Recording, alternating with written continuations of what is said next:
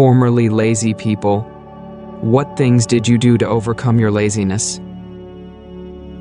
Story 1. Being around driven and accomplished people, I realized the joy they felt after they accomplished a milestone was far greater than any happiness I felt by doing nothing. When they rested, and when they partied hard. It was amazing to see people living edge to edge on life and pushing themselves to their limits because they can. And I've always wondered, what can I do? It may not be as great as them, but it's better than if I'd done nothing, and I can build on successes. Story 2. About the big stuff, I realized I wasn't really lazy. I was just afraid of failure and lacked confidence. I think my subconscious logic was that I shouldn't bother to try, because I was likely to fail and end up in the same place anyway, so why put in the effort? As cliché as it sounds, what got me out of that was to start to think of failures as just practice runs for whatever I wanted, so I could learn to do it again differently until I got it right. I also tried to train myself to feel excited about the potentially positive outcomes, rather than dwelling of the dispiriting nature of the possible negative ones. Another simple thing that keeps me trying is thinking about what my PhD advisor said about applying for grants, which are so much work and competitive now it sometimes can feel like it's not worth the effort. There is only one way I know to guarantee that you won't get a grant, and that's not to apply for it at all. It's a pretty good counter to my old argument of, why try if I am going to fail anyway? Story 3. My parents are literally the laziest people I've ever met. Growing up, things were a lot crap than they had to be. After moving out, I realized a lot of their bad habits had been instilled in me and my siblings. So I guess my work ethic came from wanting a way more quality life. I get commended all the time for my hard work, but it really stems from fear of returning to that lifestyle. Story 4. Fat, lazy slob, lacking in discipline, here. Got a diagnosis for my ADHD, started treatment. My apartment is clean, I mop the floors every week. My job performance is strong, I'm early every day. In 6 months, I've lost 40 lbs. I barely recognize myself. My depression, anxiety, and low self-esteem is at an all-time low. I have bad days instead of bad years. Screw every single person that tried to tell me ADHD is made up and I'm just lazy. Every tip in this list was just a band-aid on a gaping wound for me. Story 5. Stop thinking about yourself as lazy. That's a label that you've picked up somewhere along the way that's stuck, but that doesn't necessarily reflect reality. Start to be curious about why you don't want to do certain things, or put your full effort into them. Do you have unconscious fears around what might happen if you did? Be curious and non-judgmental with yourself. Once you start to understand why you don't do certain things, you may start to discover reasons to do them after all, or perhaps learn that you just want to do different things. Story 6. I used to have crippling procrastination problems. I overcame it by only committing to the smallest tasks, because motivation is all about momentum. When I really don't want to go running, I start by putting on running clothes, then go back to browsing Reddit. Now that I'm dressed, I can at least get myself to go outside for a walk, not a run. Even if I never actually run, a walk is great for my mood, but I always end up running. I procrastinate because I look at the mountain and focus on how insurmountable it would be to move, but moving each rock is a little easier than moving the last. Story 7. The right choices get you the right consequences. You want to look better? Work out. You want to meet people? Go out and talk to people. Is it hard? Of course, but it gets easier. I hear people tell me all the time how they can't do something, and I think that's ridiculous. I guarantee if your life depended on working out, you'd be in perfect shape. The sooner you plant the tree, the sooner it grows. Find why you want to do something and remind yourself of that reason every time. AKA carrot on a stick. Then when you don't feel like doing it, do it just because you want to beat that part of you that's trying to be lazy. Do it because you want to overcome everything you hate about yourself, big or small. That moment is where it happens. That moment is where you find greatness. Story 8. Got a part-time job instead of my full-time one. I used to be lazy and not do anything after work because I just wanted to chill and relax and be lazy. But now that I'm only working part-time, I have the time to chill, relax, and be lazy after work, and to do what need to be done without feeling like I'm stressed out all the time. I'm still very lazy after work, but on my days off, I wake up at the same time as my BF, who works full-time. And I do house chores, do paperwork, go get groceries for the week, etc. in the morning so I can be lazy in the afternoon. I also enrolled into night class once a week and dance lessons once a week, and I plan a date night with BF twice or thrice a month at least. So my days are not only filled with being lazy doing chores, but I'm also working on improving myself, maintaining my relationship, but still have time to lazy around. I consider myself very lucky that I found a job that pays me only slightly less for my part-time, as I received in my previous full-time job. I commute for 3 hours every day that I work, but in order to be lazy 4 days a week, I'm willing to do that small efforts 3 days a week. Story 9. Make sure your laziness is not just you being really tired. We always get told that we are tired because we are too lazy, and we just need to start doing stuff and we'll feel better. Out of my own experience, I can tell you it's absolutely the other way around.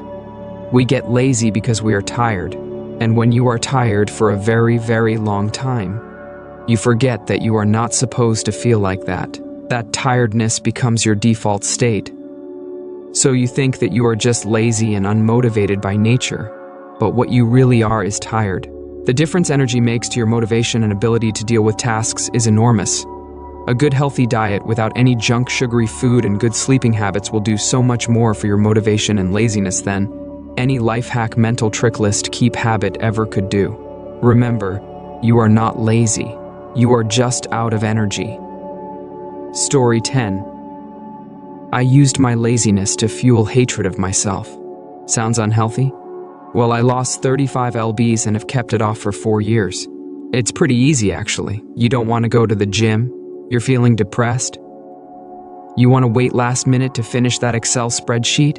Well then, go ahead and do that, you ugly, worthless piece of whatever. Now, this works about 90% of the time to get me out of the door and to spin class, yoga class, to stop drinking, etc. This is not a cure for laziness or depression. It probably feeds my depression if anything, but it works and it feels good, so. Story 11. I was pretty lazy when I was in the Navy, to the point that I worried I had no motivation for anything and would never make it very far. I eventually got married and got out of the Navy. I started college and was living off of the GI Bill, and it was awesome. I went to school just a couple of hours every day, and otherwise I was playing video games with the wife. Then one day, we were heating up top ramen for the gazillionth time for dinner, and my wife just started crying. Not crazy crying, just a soft sob, and she got it under control really quickly. I asked her what was wrong, and she said that she was just so sick of eating PB&J and top ramen all the time. From that moment on, I've become driven. Got a job while going to college to help with some extra money, finished college with great grades, got a software development job at one of the big 4, and am constantly working on improving myself and our situation. Lately, I've dialed back a bit, and we've been spending more time together, and it's fantastic. It was what I needed to get me moving. I just couldn't stand to see her so sad when there was something I could do about it.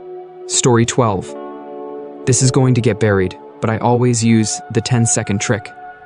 Whenever there is something I'm hesitating to do, I always play this little game. Close your eyes, count to 10 while taking deep breaths. Then when you hit 10, you open your eyes and just do whatever it is you're avoiding. It's like I made a little mini pact with myself, and then followed through.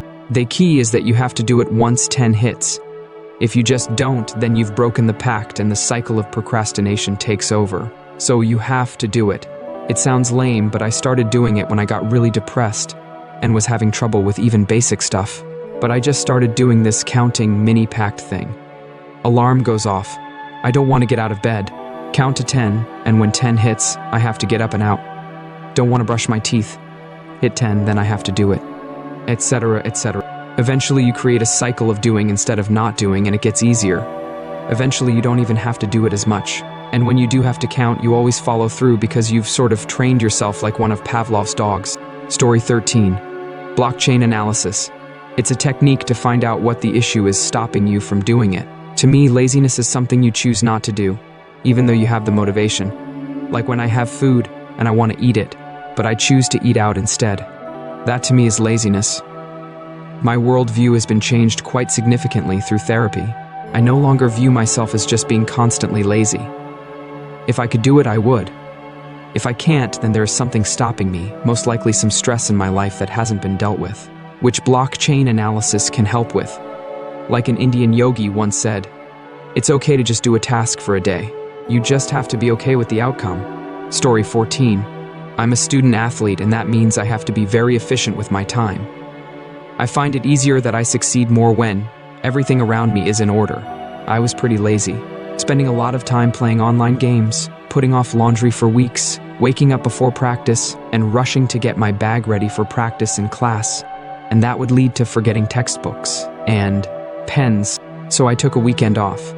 After practice on Saturday morning, I took a caffeine pill and took a nap. Woke up feeling refreshed and ready to clean. I started with cleaning up general items around my apartment and putting them back into place. Then I cleaned the kitchen from top to bottom and just worked my way to my room. Eventually, I got everything as clean as I possibly could and decided to call it a day. On Sunday, I spent the whole day organizing my workspace for school. I made a detailed calendar, budget sheet, daily timetable for the week. I added assignments and important dates on the calendar and highlighted days I would miss important tests because of competition. Then would email the professor. I deleted and unsubscribed from emails, organized my desktop, made sure everything had a place. Efficiency was the key for me. I wanted everything in my life to be organized so that it was efficient. Eventually, I got everything cleaned up and promised myself to try keep it this way. I find planning things out in your head to make it as efficient as possible before you do something made my days easier, and I got more done. Every minute mattered to me, and eventually I measured my tasks into minutes and I could predict how long everything would take. Story 15. I wasn't necessarily lazy, as much as I don't know where to start. If I did start something, I'd easily remember something else I had to do and start another venture. It was a snowball effect.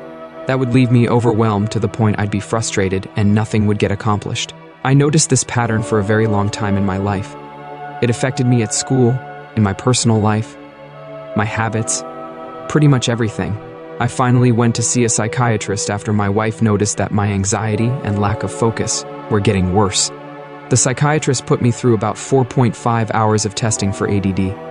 He diagnosed me with ADHD and generalized anxiety.